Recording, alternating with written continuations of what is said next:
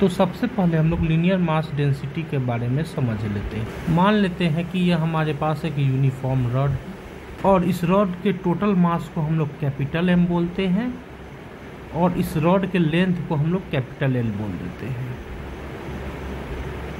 Clear है? तो हम लोग यहाँ पे देख रहे हैं कि इस रॉड का जो लेंथ है, इस लेंथ के रिस्पेक्ट में इसकी चौड़ाई और मोटाई नेग्लिजिबल है। तो हम लोग यह कहेंगे कि इस रॉड का जो मास है वह लेंथ के अलोंग डिस्ट्रीब्यूटेड है। क्लियर है? और यहाँ पे हम लोग जिस मास डेंसिटी को डिफाइन करेंगे उसको बोलेंगे लीनियर मास डेंसिटी।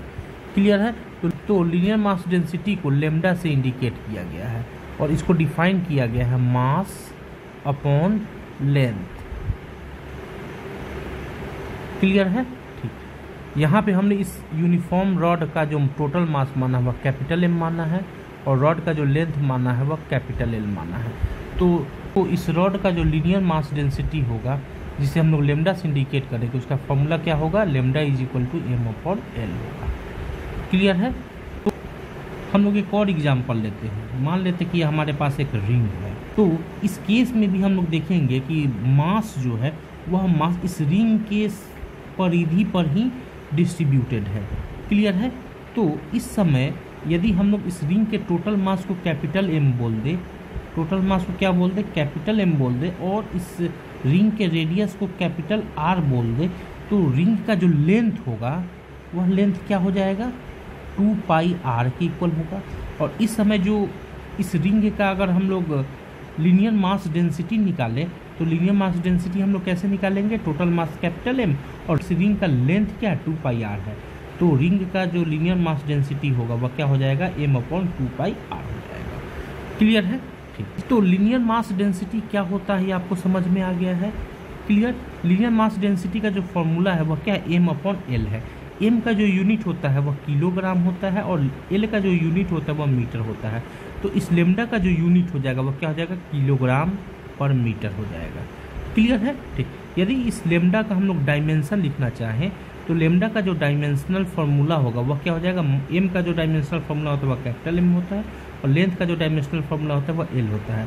तो इस लेमडा का जो डायमेंशनल फार्मूला हो जाएगा वह क्या हो जाएगा? एम एल इनवर्स हो जाएगा। क्लियर?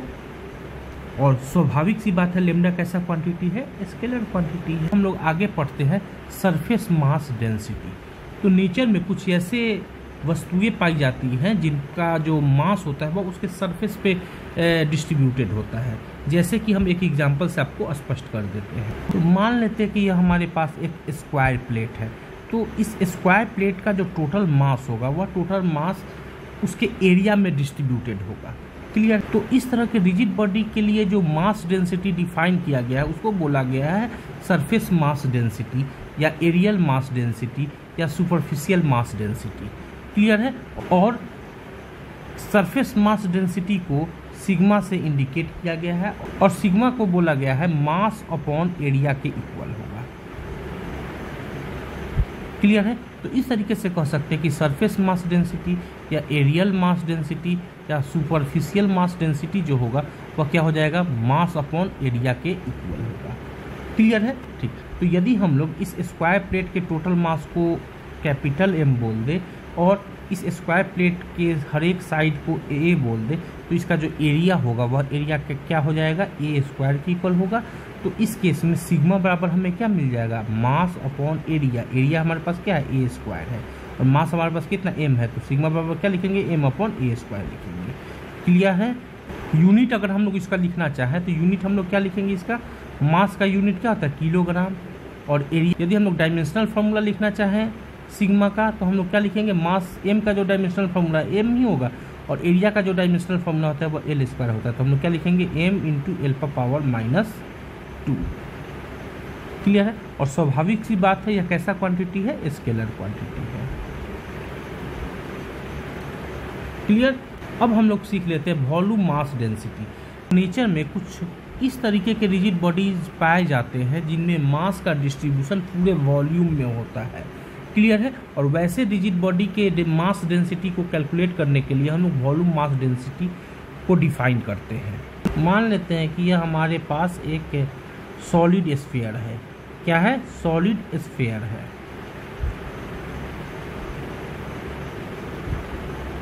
और इस सॉलिड स्फीयर का टोटल जो मास है वह कैपिटल एम है, और इस सॉलिड स्फीयर के रेडियस को हम लोग कैपिटल आर बोल देते हैं।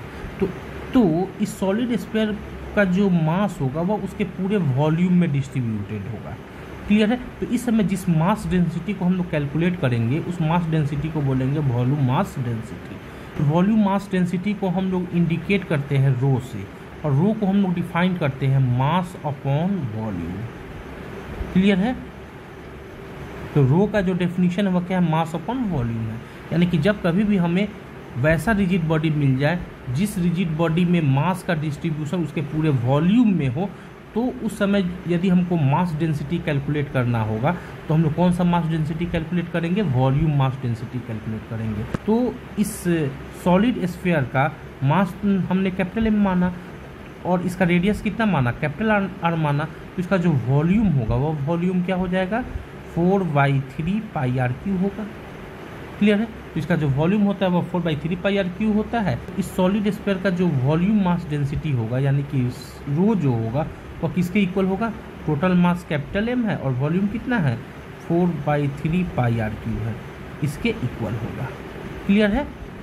तो वॉल्यूम मास डेंसिटी कैसे कैलकुलेट किया जाता है आपको समझ में आ गया होगा। इसका यदि हम लोग यूनिट लिखना चाहें तो यूनिट हम लोग क्या लिखेंगे? मास का यूनिट किलोग्राम और वॉल्यूम का यूनिट मीटर क्यूब यानी कि किलोग्राम पर मीटर क्यूब होगा। अगर डायमेंशनल फार्मूला लिखना चाहें तो हम लोग क्या लिखेंगे? मास का जो डायमेंशनल फार्मूला होता है वह एम होता है, वॉल्यूम का क्या होता है? एल क्यू होता है, यानी कि l पर पावर -3 हमें मिलेगा। क्लियर है? ठीक। और स्वाभाविक सी बात है कि यह एक स्केलर क्वांटिटी है। क्लियर? ठीक। तो इस तरीके से हम कह सकते हैं कि रिजिड बॉडी के केस में जो मास का डिस्ट्रीब्यूशन होता है वह 3 तरीके से हो सकता है। मास हो सकता है कि केवल लेंथ के अलोंग डिस्ट्रीब्यूटेड हो, तो उस केस में हम लोग लीनियर मास डेंसिटी कैलकुलेट करेंगे।